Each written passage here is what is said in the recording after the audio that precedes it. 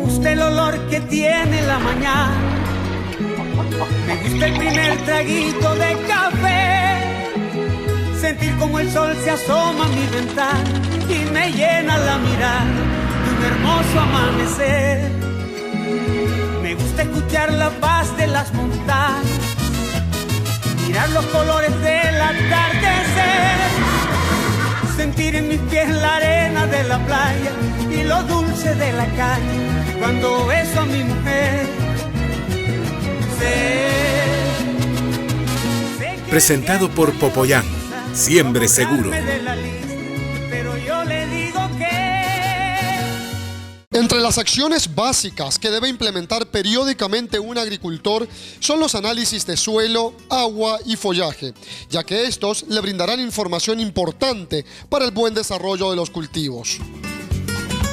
Luis, quiero preguntarte, ¿cuáles son las pruebas básicas que todo agricultor debiera de realizar antes de sus cultivos? Todos sabemos que las plantas absorben los nutrientes del suelo. Por lo tanto, el primer paso que cualquier productor agrícola debe dar es conocer cuál es la realidad de ese suelo. Hay que analizar el suelo para conocer cuáles son las fortalezas y las debilidades. Recordemos que las plagas y las enfermedades prefieren atacar plantas débiles. Una planta bien nutrida soporta mejor cualquier ataque. Además, el análisis del suelo nos permite conocer si hay desbalances nutricionales y prevenir cualquier daño que pueda haber, así como aprovechar los recursos y que esa reserva de nutrientes sea sostenible y utilizable durante mucho tiempo. El análisis de suelo nos permite hacer una fertilización adecuada, una fertilización correcta que nos permita cosechar mejor, de mejor calidad e incluso reducir costos. Luis, ¿cuál es el momento óptimo para realizar un análisis de suelos o hay que repetirlo año con año? Recordemos que el análisis de suelo nos sirve para planificar una correcta fertilización. Por lo tanto, el análisis se debe de realizar antes del inicio del ciclo del cultivo. Si fueran hortalizas, pues estas tienen 2-3 meses de duración. Un mes antes deberíamos de estar haciendo el análisis. En cultivos permanentes, como en este caso el cultivo de café, debe hacerse en la época de verano, antes de que empiecen las lluvias, para estar preparados y que cuando empiecen las lluvias ya tengamos listo el programa de fertilización y hayamos adquirido los fertilizantes que se van a utilizar. Luis, este análisis de suelos, aparte de obviamente conocer cuáles son las propiedades de tu suelo, ¿qué otras ventajas económicas aporta? La producción agrícola tiene como fin, además de cosechar, obtener beneficios económicos. Por lo tanto, tenemos que hacer un uso adecuado de todos los recursos. La fertilización es un costo elevado en cualquier programa de producción de cualquier cultivo. Si hacemos el análisis de suelo, vamos a utilizar el fertilizante correcto y vamos a dejar de utilizar un fertilizante que no es necesario. Esto se refleja en considerables ahorros de dinero porque estamos aplicando únicamente los nutrientes que la planta y el suelo necesitan, en lugar de estar utilizando nutrientes que no se requieren, que es lo mismo que tirar el dinero.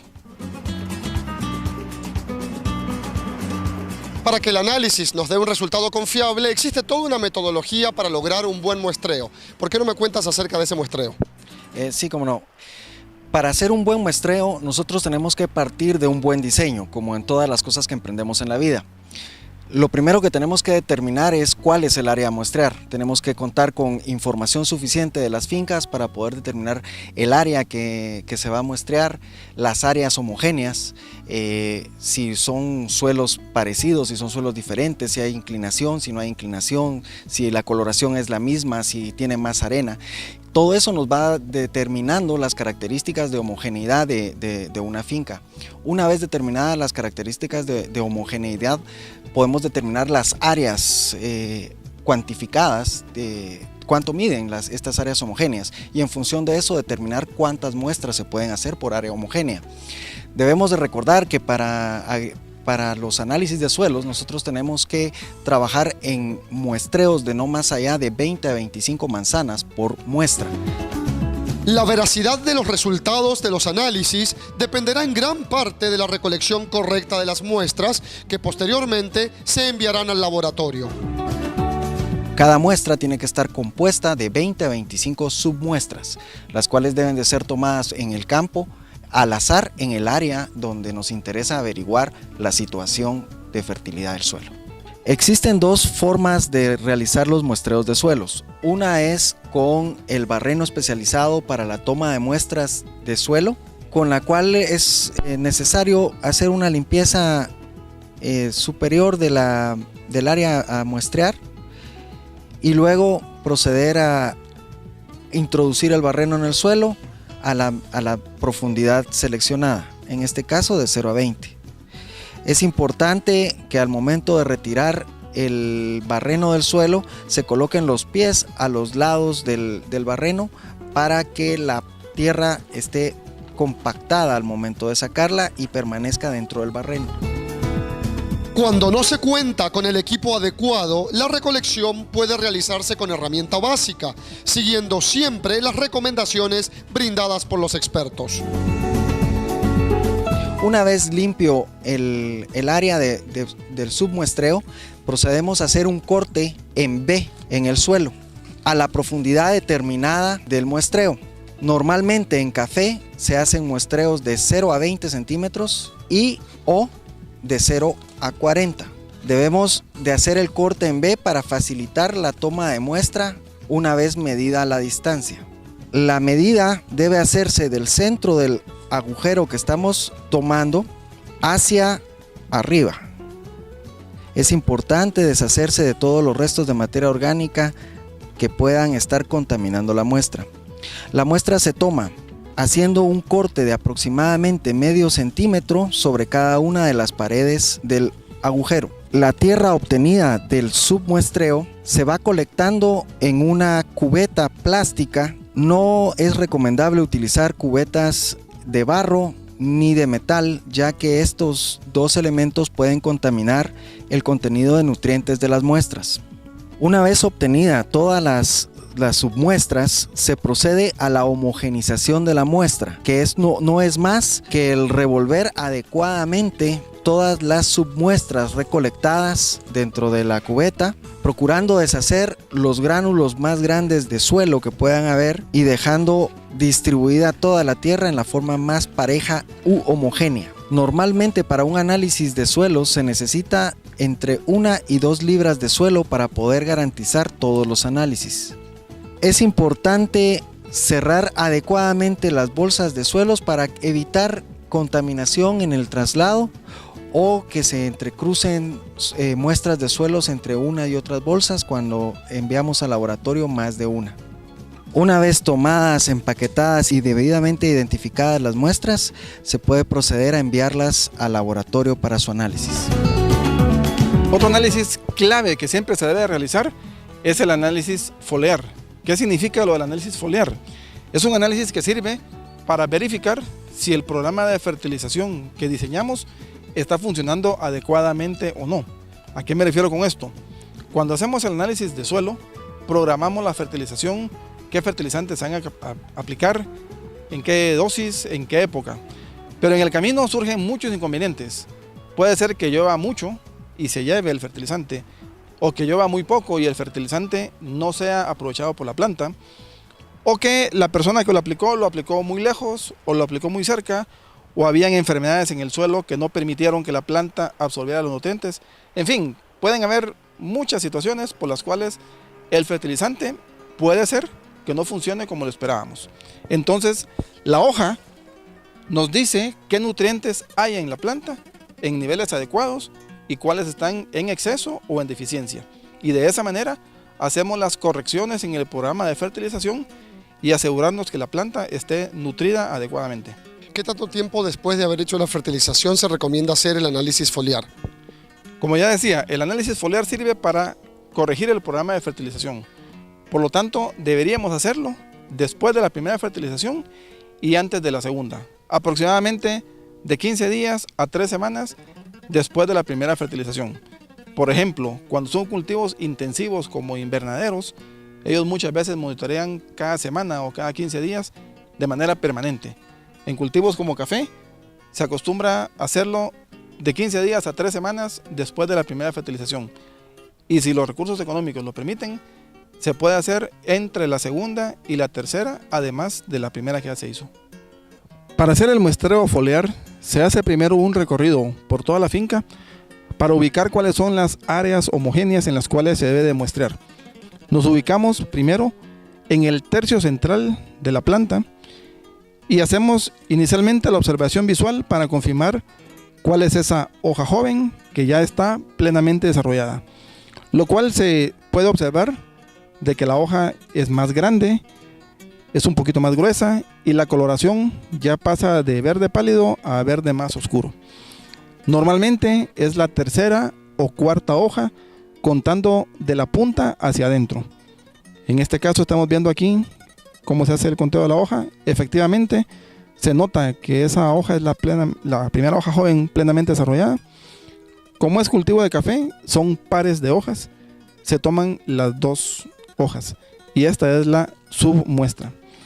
A veces nos encontramos con que la hoja que ya está plenamente desarrollada tiene algún daño de algún insecto o de alguna enfermedad.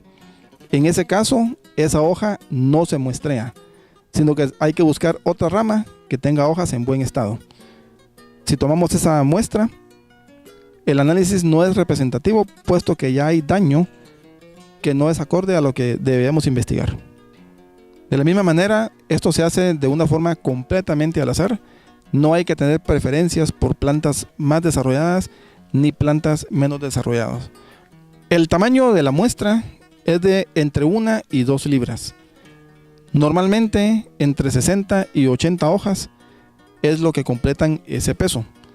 La muestra debe almacenarse adecuadamente, que no quede expuesta al sol directo, se guarde siempre a la sombra y que se transporte al laboratorio con la mayor brevedad posible.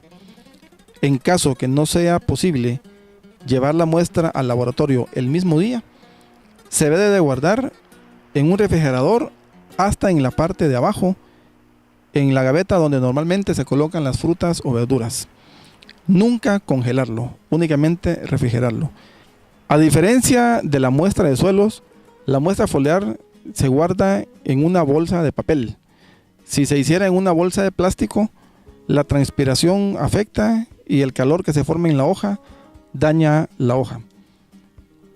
La bolsa donde se almacena la muestra foliar debe ser debidamente identificada con el cultivo, el nombre del lote, el nombre de la finca y la ubicación de la finca, indicando municipio y departamento.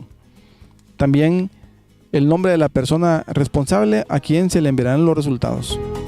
Además de un análisis del suelo y foliar, es recomendable hacer un análisis del agua con que se cuenta. Luis, en este caso, ¿qué podemos recomendar? Se puede analizar desde el punto de vista agrícola para saber si es adecuada para riego o también si es adecuada para hacer fumigaciones. También hay ciertos elementos, ciertos minerales que podrían provocar que el insecticida, el fungicida, no funcione adecuadamente. Entonces, desde el punto de vista agrícola, esos son los parámetros que comúnmente se analizan en agricultura. Se puede analizar desde el punto de vista consumo humano para conocer si esa agua nos puede provocar algún daño o no. De la misma manera, si tenemos una planta empacadora de verduras, una planta de proceso de cualquier vegetal, también es necesario analizarla desde el punto de vista inocuidad de esos alimentos, que no los contaminen. Y por supuesto también se puede analizar desde el punto de vista ambiental, los contaminantes que podemos estar regresando a los ríos, a los lagos, a cualquier cuerpo de agua. Para la toma de muestras de aguas con fines de riego, en el caso de que sea un pozo, inicialmente se abre el pozo y se deja correr el agua durante 1 o 2 minutos. Cuando ya corrió el agua durante esos 2 minutos, se procede a tomar un poco de muestra, se agita bien el agua dentro del recipiente y se vacía. Esto se repite en 2 ocasiones más para hacer un total de 3.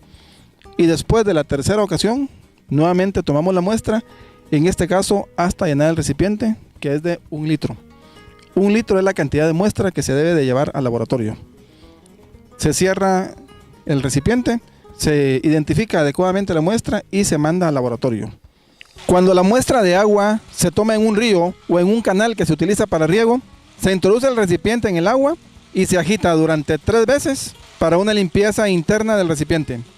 Ya que se hizo la limpieza 3 veces, nuevamente se introduce el recipiente, procurando que se llene por lo menos con 1 litro de agua.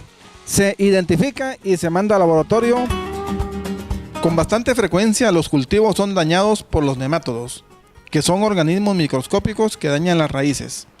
Provocan amarillamiento del cultivo, plantas enanas y raquíticas. Los cultivos producen menos y hasta puede provocar la muerte de la planta. En este caso, la toma de muestras se hace en particular en las partes de la finca en donde se presenta algún daño que sospechamos que sea provocado por los nemátodos. Es decir, que no es un muestreo al azar, sino que es un muestreo focalizado. Se hace un agujero en el suelo para extraer algunas raíces de la planta, teniendo cuidado que además de las raíces, también lleve suelo. Lo importante es que las raíces mantengan la misma humedad que tenían y que no se sequen, pues entonces el nemátodo se muere y el análisis dará un falso negativo. Esta operación se repite en unas 5 o 6 plantas, procurando completar una media libra de raíces. Es necesario llevar las muestras al laboratorio a la mayor brevedad posible.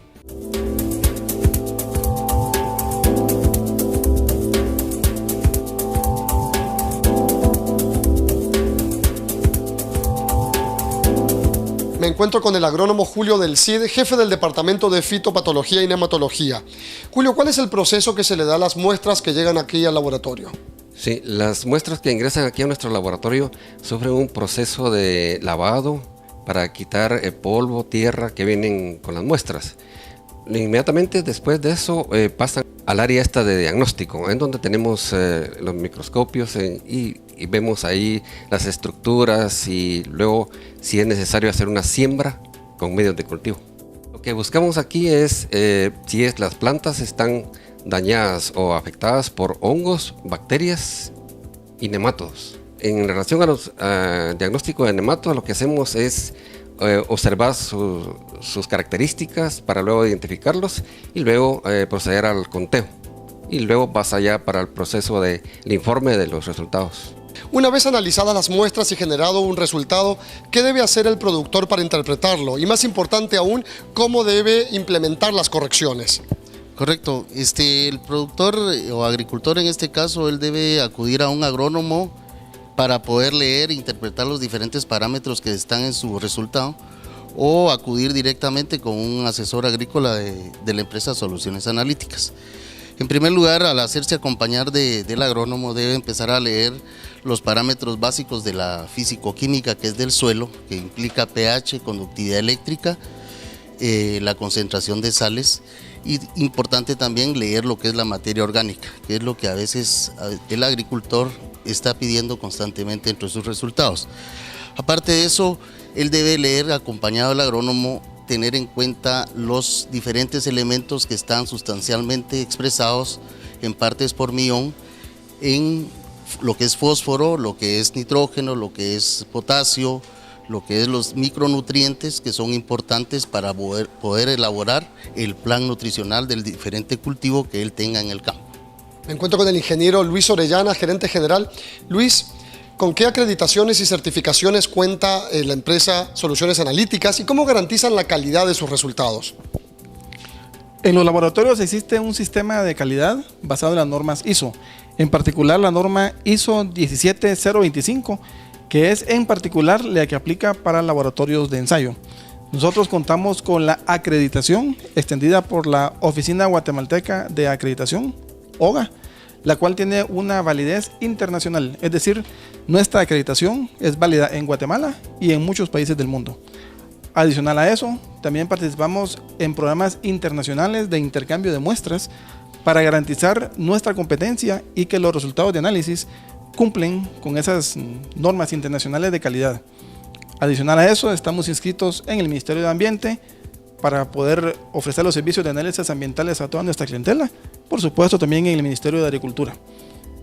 Como algo adicional, también estamos certificados como carbono responsables, es decir, cualquier empresa que genera contaminación al aire, dígase gases de efecto invernadero, deben de medir cuál es la huella de carbono que van dejando. Nosotros ya lo hicimos y estamos tomando medidas para mitigar nuestro impacto en el ambiente.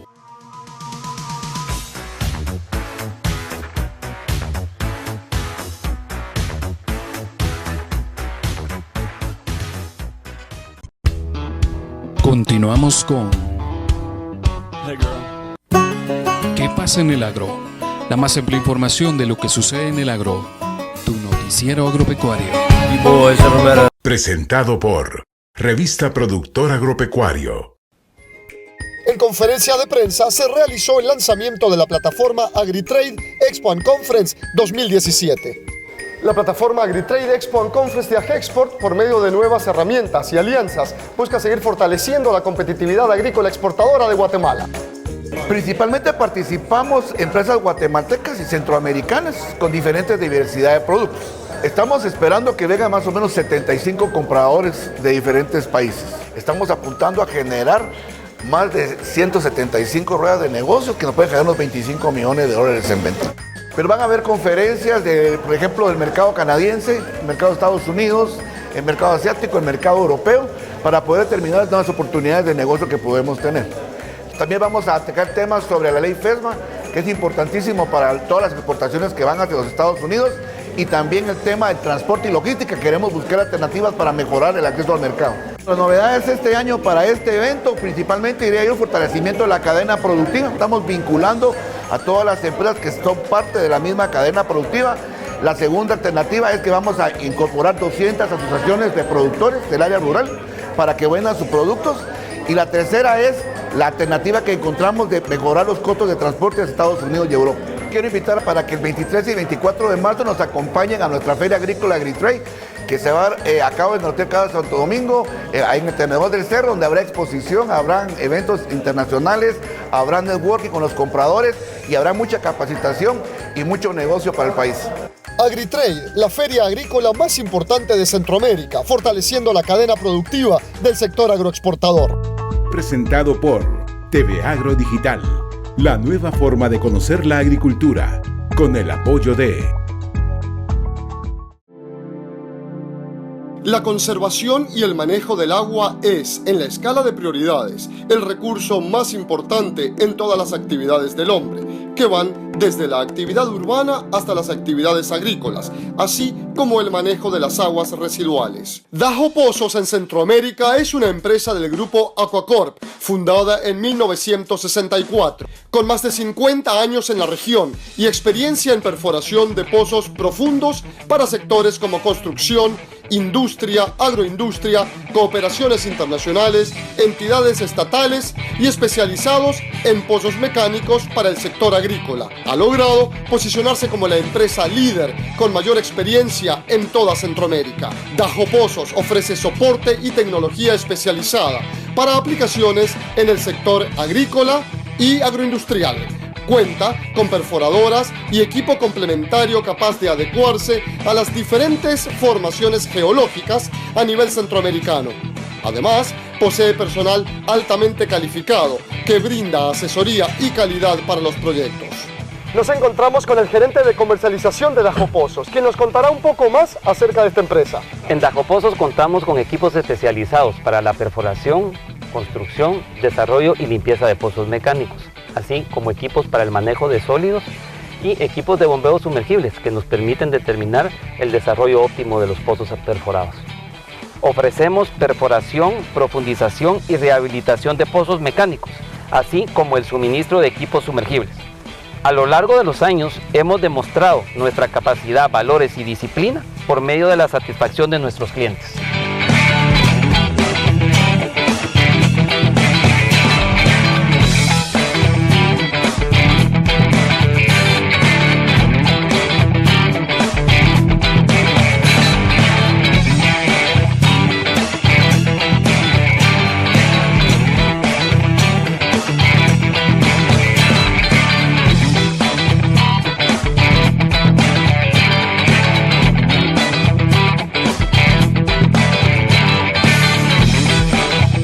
Sabemos que son ya más de 50 años trabajando en la perforación de pozos.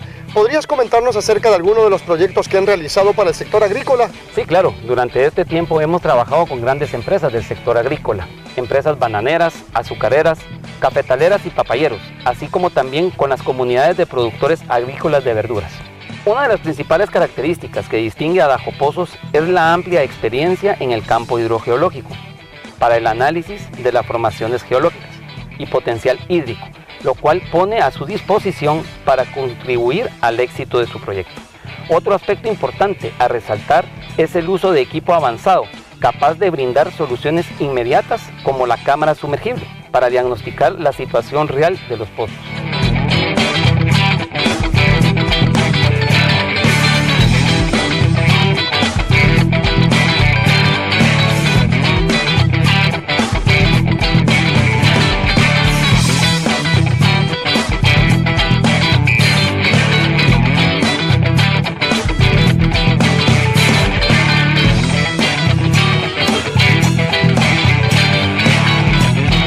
Recuerde no poner en riesgo sus recursos al momento de perforar un pozo. Trabaje con una empresa que tenga trayectoria en el mercado y le brinde seguridad a su proyecto. Dajo Pozos, más de 50 años poniendo el agua en sus manos. Ay, qué bonita es esta vida, aunque a veces duela tanto y a pesar de los pesares, siempre hay alguien que nos quiere, siempre hay alguien que nos cuida. Ay, ay, ay.